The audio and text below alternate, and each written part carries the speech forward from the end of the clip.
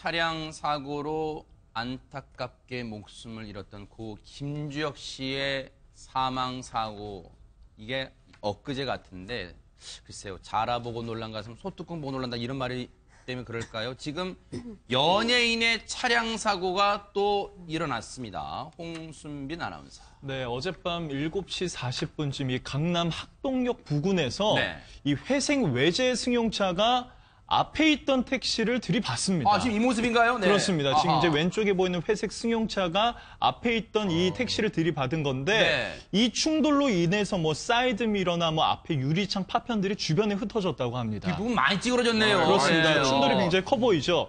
그래서 그런지 이 앞에 있는 택시가 또다시 그 앞에 있던 흰색 승용차를 또다시 들이받습니다. 아유, 네. 그래서 2차 추돌로 이제 번지게 되는데 그래서 이 사고는 3중 추돌 사고까지 커진 겁니다. 그런데 이제 문제는 그 처음에 그 회색 차량 있지 않습니까?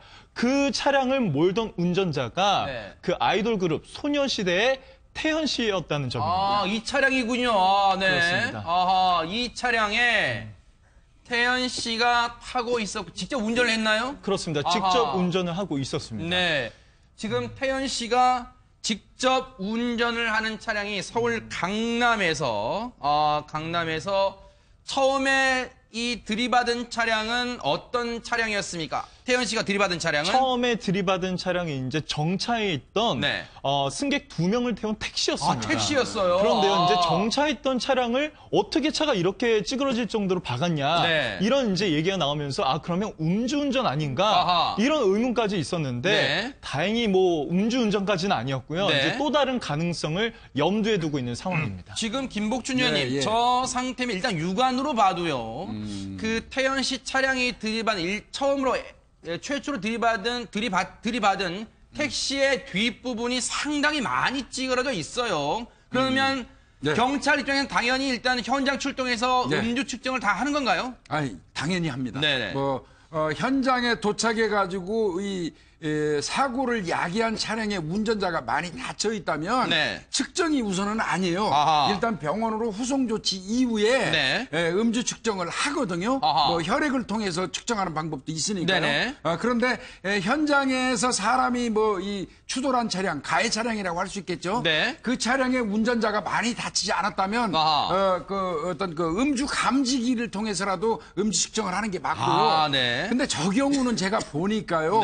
정차에 있는 차량을 저 정도로 심하게 추돌을 했다면 뒤에 이제 그 태연 씨가 운전했다고 그랬잖아요. 태연 씨가 브레이크를 밟지 않았다는 뜻이거든요. 그랬다면 앞에 있는 차를 못 봤다는 얘기고요. 그러면 그 안에 그 운전하는 그 과정에서 다른 사정이 있었다는 뜻이고요.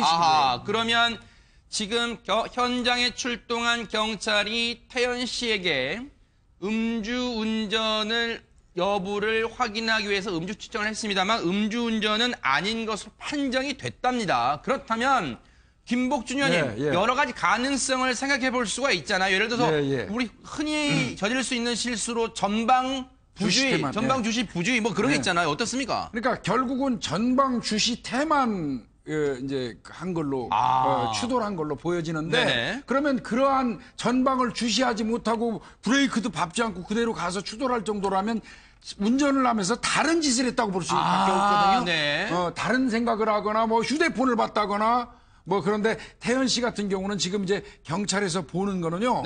옆자리에 목줄이 없는 그 애완견. 애완견이 옆자리에 있었기 때문에 그 애완견에 의해서 혹시 그 애완견을 돌보는 과정에서 앞에 보지 못하고 전방을 주시하지 못하고 그냥 일방적 추돌 사고가 낸 게 아닌가 이런 가능성이 제기되는데 사실 일선에서 근무하다 보면요. 이거 굉장히 주의할 점이기는 해요. 나중에 이제 뭐 추후에 실제로 애완견 때문에 그랬는지 여부는 밝혀지겠지만 제가 일선에 있을 때 보면요. 애완견을 조수석 옆자리에 특히 여성분들이 태운 상태에서 목줄을 안 해가지고 애완견이 운전하는데 갑자기 전방으로 뛰어들거나 밑으로 떨어져가지고 뭐 이런 경우를 돌보다가 사고 내는 경우가 많이 있어요. 많이.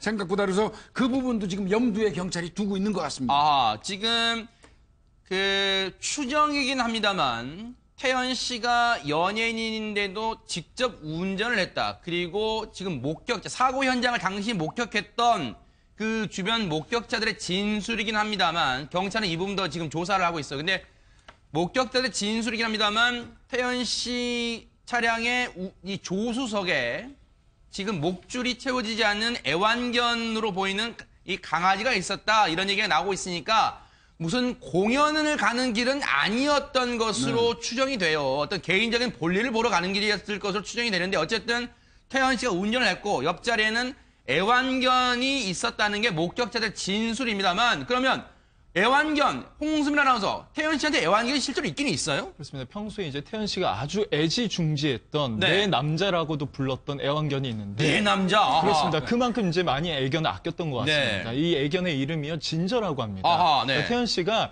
진저라는 캐릭터, 요즘 이제 크리스마스 다가와서 네. 그 인형 모양 쿠키 있지 않습니까? 아하, 네. 그 캐릭터를 좋아해서 이런 이름을 붙여줬을 정도로 굉장히 네. 각별했고, 또 네. 보시면 지금 색깔이 검지 않습니까? 네. 또 이제 밤에 또 네. 이렇게 검정색 또 강아지가 옆에 있으면 사실 신경 쓰이는 부분도 있었는데 아하. 계속 이렇게 좀 이제 마음을 두고 저 운전하지 강아지군요. 않았나 이런 얘기가 캐릭터 있습니다. 진저맨을 좋아하기 때문에 붙은 이름입니다.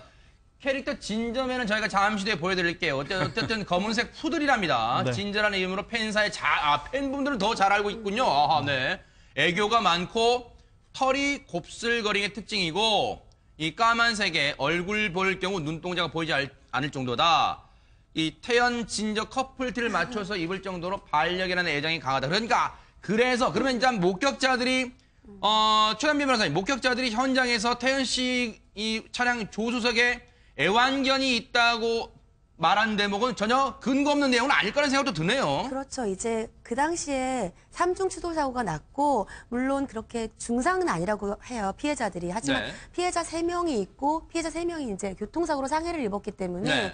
처음에는 구급차가 출동을 해서 사고 현장 수습한 이후에 경찰들도 그 사고 현장을 볼 거 아닙니까? 아, 그러겠네요. 근데 김복진 의원님 지적하신 것처럼 음주라든지 특별한 그런 본인의 의사결정을 누를 수 있는 약화시키는 어떠한 것이 없으면 그런 전방주시 태만을 한 과실을 찾아야 되는데 네. 그 과실을 찾기 위해서 여러 가지 것들을 조사하는 과정에서 네. 목격자 진술을 받았는데 아하. 그 목격자 진술 중에 하나가 그 옆에 강아지가 타고 있었다는 거예요. 네. 여러 가지 가능성이 있지만 현재 보통 아끼던 애완견이고 목줄이 없으면 지적하신 것처럼 여러 가지로 집중을 흐트러뜨릴 수 있는 요소가 될 수 있기 때문에 네. 그 부분을 지금 조사하고 있는 거고요. 네. 여기에 대해서는 아직까지는 밝혀진 바가 없기 그러니까요. 때문에 수사가 더 진행돼야 될 걸로 네. 보입니다. 아마 이제 이후에요. 네. 경찰이 여러 가지 볼 거예요. 혹시라도 SNS를 했거나 통화를 했거나 네. 카톡 같은 거 했거나 그거는 경찰이 확인하면 되니까요. 네. 그 부분 이제 또 인터넷 검색했는지도 확인할 거고요.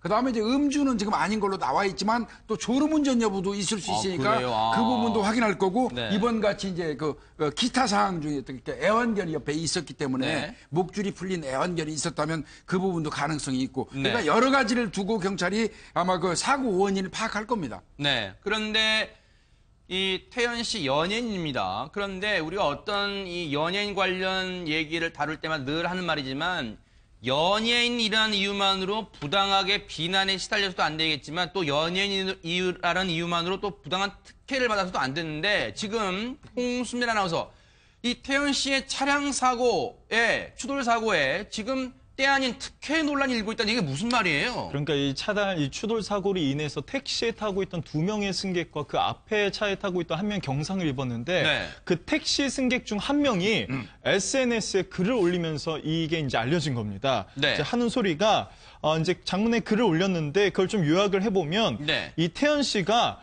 유명 아이돌이라는 이유로 특혜를 받았다. 네. 상황이 굉장히 심각했고 네. 이 택시에 타고 있던 사람들도 이제 피해가 있었으나 네. 태연 씨를 먼저 싣고 병원으로 갔다. 이렇게 얘기를 하면서 또 네. 병원에 이제 또 의사들은 네. 사진이라도 찍었어야 되는 거 아니라면서 네. 희덕거렸다고 합니다. 네. 물론 이거는 이제 주장입니다. 지금 이게 저희가 단정할 수가 없는 거예요. 응급실에 왔더니 또 구급대원들이 태연과 사진이라도 찍었어야 하는 거 아니냐며 웃었다라는 또 어떤 이 피해 승객으로 보이는 한 여성이 올린 글에 이렇게 나와 있어요. 그러면 당연히 저희도 좀 확인을 해봐야 될 거 아니에요. 그래서 이 당시 출동했던 소방대원에게 정말로 태연 씨 사고 당시에 태연 씨에게 어떤 특혜라고 보일 만한 행동이 있었는지 저희가 직접 한번 들어봤습니다. 그분이 제일 많이 다쳤으니까 확인이죠. 먼저 확인하고 제가 확인하는 와중에 다른 내용들을 다른 환자분을 확인하고 처음에 3명 나가고 나중에 3명이 나왔거든요. 직원이 차량 두 대고 3명이 다 태양이 붙었거든요. 3명 나왔어요. 그 차 벗어나지 않았어요. 그냥 사고 처리하고 간다고요. 보통 그 퇴실자분들은 절차가 승객이야 자기 승객이는데 다쳤으니까 병원 가고 연락처만 있으면 처리되는 거니까 자기는 일단 그 차량 사고 수습을 해야 되잖아요. 기사 아저씨가 자기가 사고 처리한다고 했는데 아저씨가 다치신 것 같아요. 여기가 좀 아파요. 뭐 이렇게 내려서. 김복준 의원님. 예. 일단 지금 주장이긴 합니다만 이 부분에 대해서 혹시 경찰이 이 부분까지도 혹시 조사를 해야 됩니까? 그럴 필요성이 있는 문제예요. 어떻습니까? 그렇지는 않고요. 네. 이제 글을 올리신 분 입장에서는 이제 그 이분법적인 그 시각으로 보는 거예요. 뒤에서 가해를 한 차량이 그 추돌을 했으면 앞에 그 피해를 당한 차량에 탔던 분들을 우선순위로 살펴야 되는데 왜 출동한 사람이 뒤에서 추돌한 차량에 그 사람을 챙기느냐 그 얘기인데 그렇지 않아요. 현장 나가면 네. 구급대원 입장에서는 가해자건 피해자건 따지지 아니하고 네. 누가 더 많이 다쳤는지 여부를 판단할 수밖에 없는 겁니다. 그렇다면 어느 쪽이고 물어볼 수밖에 없는 거고 네. 뭐 이제 그런 과정에 좀 오해가 있었던 걸로 보여지는데요. 네. 음주 만약에 술 냄새가 현장에서 났다 그러면 네. 경찰이 아마 제일 먼저 그거부터 처리했을 거예요. 네. 근데 이제 최단비 변호사님, 현장에는 이제 보통 이 차량 사고가 나면 이 해당 운전자뿐만 아니라 구급차, 경찰, 여기에 또 견인차까지 오잖아요. 견인 기사는 이 상황을 못 봤을까요? 이 특혜 논란과 관련돼서 네. 아까 홍수민 정말 죄송합니다. 잠시만 죄송합니다. 지금 우병우 전 수석 소환되는데요. 현장 연결합니다. 1년 사이에 포토라인에 4번째 섰습니다.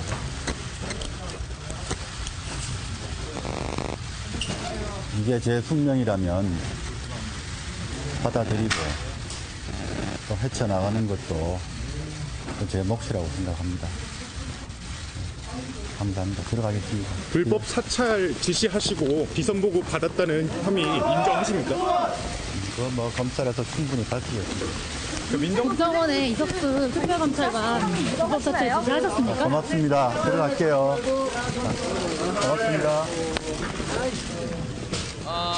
지금 우병우 전 청와대 민정수석, 박근혜 정부 당시 민정수석이죠. 우병우 전 민정수석이 네 번째 검찰에, 자신의 표현으로는 네 번째 검찰청 포토라인에 섰습니다. 그러면서 하는 말이 이게 운명이라면 받아들이겠다.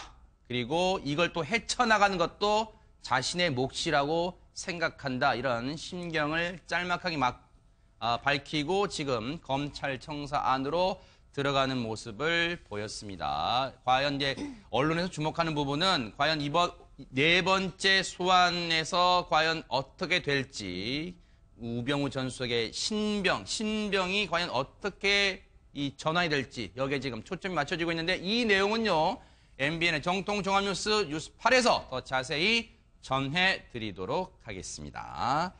자, 앞서 최단비 변호사님 얘기 들으려다가 지금 우병우 전 수석이 들어왔어요. 회방 났어요, 지금 우병우 전 수석이. 그런데 지금 당시 견인기사도 이 상황 봤지 않았을까 싶어요. 어떻습니까? 네, 맞습니다. 지금 앞서서 홍수민 아나운서님께서 말씀해 주신 것처럼 이 태연 씨의 이 사고와 관련돼서 연예인 특혜 논란이 있습니다. 네. 근데 여기엔 두 가지 대립되는 이제 진술이 있는데, 네. 하나가 이제 앞서 설명해 주신 피해자로 추정이 되는 SNS의 글이 있고요. 네. 여기와 완전히 내용이 상반되는 글이 바로 견인 기사의 글입니다. 그래요? 네. 견인 기사가 이제 진술을 했는데, 견인 기사는 이제 보통 견인 기사들이 가장 빨리 온다고 하지 않습니까? 그러니까 사고가 났을 때 현장에 가 있는 견인 기사였는데요. 그 당시 상황을 진술을 했어요. 네. 뭐라고 얘기했냐면, 태연 씨는 이제 전화를 하고 있었는데 네. 보험사에 접수를 하고 매니저에게 연락을 하고 있었다. 그리고 그 이후에 구급차가 도착을 했고 네. 피해자들의 상황을 확인을 했는데, 태연 씨가 그 당시에 굉장히 피해자들을 걱정을 했고 그 이후에 도착한 태연 씨의 매니저가 현장을 정리를 했고요. 네. 태연 씨는 피해자들을 많이 걱정을 했기 때문에 네. 구급차 근처에 가지 않았고 먼저 탔다는 거는 네. 사실이 아니다. 아하. 그러니까 보니까 이 태연 씨가 공인인 건 맞지만 네. 없었던 일에 대해서까지 일방적으로 오해받는 것이 안타까워서 네. 오해를 풀어야 될 것 같다라고 얘기를 했어요. 아. 근데 좀 여기서 진술이 다른 게 아까 네. 구급차에 누가 먼저 탔느냐 네. 물론 나중에 태연 씨는 타지 않은 것으로 밝혀졌지만 태연 씨 같은 경우에는 이제 여기에 대한 견인 기사라든지 구급차 대원들이 그 당시 사고가 나서 에어백이 터지면서 가슴 쪽을 터져서 가슴 통증을 호소를 하고 연기로 인해서 좀 어지러움을 호소했다고 하는데 네. 피해자의 SNS를 보면은 네. 중간에 끼어 있는 택시는 앞뒤 유리창이 다 부서져서 아하. 본인들에겐 유리도 혹시 박혔을지 모르는 피해가 있었다. 네. 그러니까 우리 피해가 더 크다라고 해서 약간 피해 차이에 대한 아. 다툼도 있습니다. 네. 지금 보면은 앞서 얘기 중에 이건 진짜 앞서 김옥준 의원이 얘기했지만 과연 이런 부분까지 지금 주장이 엇갈리는 부분까지 경찰이 막 세세하게 조사할 필요성이 있느냐. 물론 지금 이 피해 여성 아마 택시에 타고 있던 여성인 것도 추정이 됩니다. 그 글을 올리신 분들은요. 그런데 지금 본인 입장에서는 뭐 너무 억울할 수도 있고 분통 털 수도 있겠지만 이 상황이 태연 씨에게 어떤 행동을 몰아가기엔 좀 무리한 측면이 또 있다 이렇게 보여지는 건 어떻습니까? 아니 그 견인 기사 이분 이야기에 따르면 사실상 그 당시에 처음에 출동했던 구급대원이나 이런 분들은 네.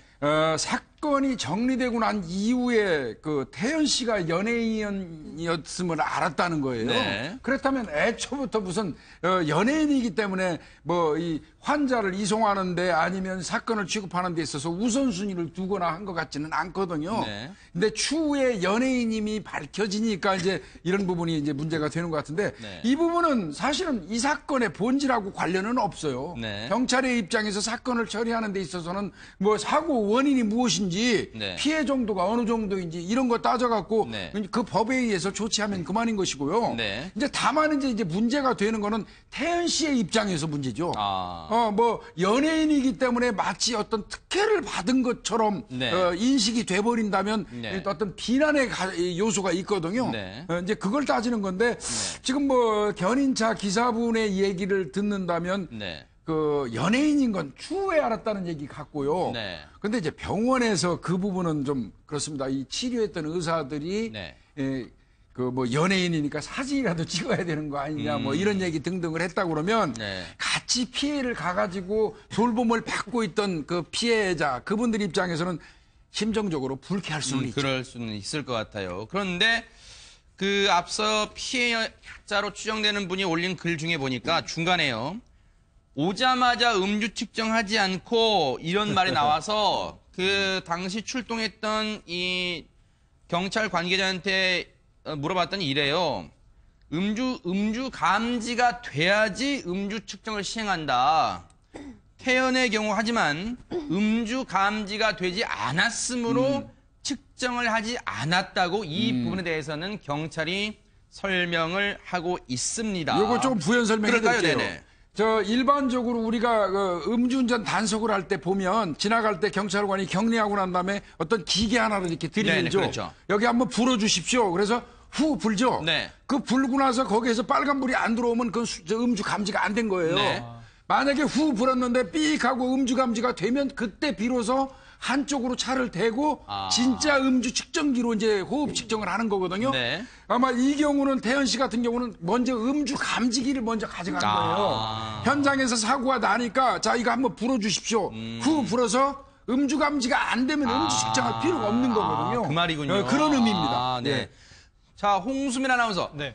지금 자신의 어떤 추돌 사고, 자신 일단 여기서는 가해자입니다. 태연 씨가. 그런데 그 추돌 사고를 놓고 여러 가지 이제 지금 SNS 글들로 올라오니까 태연 씨도 지금 곤혹스러울 텐데 입장 같은 걸 내놨을까요? 그래서 이제 소속사에서 직접 이제 공식 입장을 내놨습니다. 네. 그래서 소속사가 한 얘기가 일단은 상대 차량 그리고 이제 운전자와 승객분들에게 죄송하고요. 네. 그다음에 사고 처리에 최선을 다하겠다고 입장을 밝혔습니다. 네. 그러면서 이제 현재 태연 씨는 네. 교통사고에 대한 조치 후에 귀가해서 네. 안정을 취하고 있고 다친 곳은 없는 상태라고 말하면서 네. 심려를 끼쳐 죄송하다고 네. 이제 입장을 밝혔습니다. 또 태연 씨의 팬들 입장에서는 물론 태연 씨가 이제 여기 뭐 이 차량의 이 사고의 가해자긴 합니다만 그래도 앞으로의 활동 같은 것도 걱정할 거 아니에요. 이제 또 팬들이 우려하는 부분은 이겁니다. 이제 태연 씨가 12월에 앨범을 냅니다. 네. 그리고 이제 12월 23일과 24일에 이제 크리스마스 콘서트까지 개최한다고 하는데 네. 이제 팬들의 입장에서는 네. 아, 여기에 좀 차질이 생기는 거 아닌가 네. 이런 우려도 하고 있다고 합니다. 네. 그 최명규 원장님 요런 얘기 있더라고요. 그 태연 씨가 평소 이 행동 패턴이 보면은 별일 없으면 집에만 있는 그 이제 뭐 그런 표현은 시쳇말로 뭐 집순이다 이런 표현도 있어요. 집에만 있고 그런데 근데 혹시 이걸로 이런 사고로 뭐 트라우마가 있을 수 있고 그런 거예요. 어떻습니까? 집에만 있는 경우를 우리가 이제 집순이라고도 표현할 수 있지만 이제 내성적이라고도 표현하고요. 좀 더 심리학적 용어로는 사회적 불편감이라고 해요. 네. 집에 있는 걸 좋아서 집에 있는 것도 있지만 밖에 나가서 사람들을 만나거나 뭐 연말 모임을 하거나 개인적 파티에 가거나 그런 게 되게 불편한 거거든요. 네. 그리고 그런 성향이 엿보이는 게 운전을 직접 했잖아요. 사회적 불편감이 있으신 분들은 이렇게 기사랑 같이 있고 그런 게 되게 불편해요. 프라이버시가 중요하거든요. 네. 그러다가 보니까 강아지도 소중한 거예요. 혼자 있는 사진이 있다가 보니까. 네. 그러니까 사회적 불편감은 일정 부분 있는 것 같고요. 그렇기 때문에 그러나 이렇게 또 결국은 부정적인 관심을 갖다 받게 되게 되면은 그 사회적 불편감이 약간 더 이제 심해지는 경향은 있어요. 네. 그러나 본인도 공인이고 또 어떤 의미에서 또 음반도 냈고 거기에 대한 본인이 책임져야 되는 부분도 있으니까 네. 그 부분에 대해서는 철저히 잘 이행할 수 있을 네. 거로 저는 생각이 돼요. 앞서 이제 그 피해 여성으로 추정되는 분이 SNS에 글도 올렸습니다만 그 태연 씨에 대해서 태연 씨가 연예인이란 이유만으로 어떻게 과도한 비난에 휩싸이는 것도 삼가야겠습니다만 여기서 또 다르게 이런 식으로 생각해 볼 수도 있겠어요. 우리가 너무 언론에서 태연 씨가 연예인이기 때문에 너무 태연 씨의 상황만 집중 조명하는 것도 그분들이 볼 때는 불쾌할 수 있어요. 그러니까 지금 이 택시 기사님도 지금 목 부분에 피가 났대요. 그 사고로. 그리고 피해 차량에 승객도 2분 타고 계셨고 많이 다치셨을 거 아니에요. 그러면 이 택시가 상당히 뒷부분 찌그러졌어요. 그러니까 그분들도 쾌차하시기를 저희 뉴스파트가 기원하겠고요. 또 택시 앞에 있던 외제 차량 그 운전자분도 또 쾌유를 저희가 꼭 빌겠습니다. 저희가 꼭 태연 씨만 저희가 강조하는 게 아니라는 점을 다시 한번 강조하면서 그분들도 또 쾌유를 빌겠습니다. 자, 지금 여러분께서는 뉴스파이터와 함께하고 계시는데요. 지금 음주운전 얘기를 하는 김에요. 이 얘기를 안 해볼 수가 없어요. 지금 최단비 변호사님. 네. 음주운전 관련해서 이창명 씨가 2심까지 무죄가 나왔잖아요. 그러면 그냥 여기서 끝나는 거예요. 어떻습니까? 다들 기억하시겠지만 이창명 씨가 음주운전과 관련된 사건에 휘말렸었습니다. 그렇죠. 지난해 4월에 자신이 승용차를 몰고 가다가 사고가 나서 그 사고가 난 차량을 그대로 두고 잠적했다가 9시간 이후에 나타났던 사건인데요. 네. 여기에 대해서 1, 2심 다 음주운전이 무죄가 됐어요. 그렇죠. 그 당시에 무죄가 됐던 이유는 증거불충분이었는데 아하. 법원이 밝힌 바에 따르면 피고인이 술을 마시고 운전했다는 합리적인 의심은 있다. 아하. 하지만 지금 그 당시의 상황을 봤을 때에는 0.05 이상은 돼야지 처벌을 할 수가 있는데 그렇죠. 위드마크 공식이라고 해서 술이 다 깬 상태에서 돌려서 공식을 적용해서 얼마 정도였는지 그 공식을 봤을 때 혈중 알코올 농도가 반드시 0.5라고 하는 증거가 불충분하고 0.05. 네, 거기에 대해서 왜냐하면 검찰이 0.05로 기소했거든요. 네. 그리고 나서 거기에다가 여러 가지 증거들을 봤을 때 예를 들면은 뭐 소주나 맥주나 모든 술을 같이 마신 사람들을 순서로 숫자로 나눴는데 네. 모든 사람이 동등하게 술을 마셨다고 볼 수도 없다. 그래서 소위 말하는 n분의 1로 할 수 없다. 그렇죠. 그래서 증거 불충분으로 무죄가 나온 사건이었어요. 네. 그래서 2심까지 무죄가 나와서 이제는 이창명 씨 입장에서는 사건이 끝났나 보다라고 생각을 하셨을 텐데 이번에 검찰에서 대법원에 상고를 했습니다. 검찰이요? 네. 어허. 검찰이 대법원에 상고를 했다. 그럼 김복준 의원님. 네. 검찰 입장에서는 이건 누가 봐도 명백한 음주운전이다. 지금 그런 뜻이에요. 어떻습니까? 네, 검찰의 입장에서는 음주라고 보고 적어도 이제 조금 전에 말씀하신 것처럼 처벌 수치인 혈중 알코올 농도 0.05% 이상은 넘었다. 처벌을 해야 됩니다 하고 이제 하는 건데 네. 이거는 결국은 대법원이 이제 이거 한 거는 법리적인 판단 아니겠습니까? 네. 이 법리 판단이기 때문에 뭐 또 다시 뭐 수사가 가거나 그런 거는 아닌데요. 네. 이제 저는 이 사건을 보면서 그런 생각은 좀 들었어요. 법원에서도 이창명 씨의 음주 그 양이 얼마가 되는지는 모르지만 술을 마신 거는 추정이 된다 그랬어요.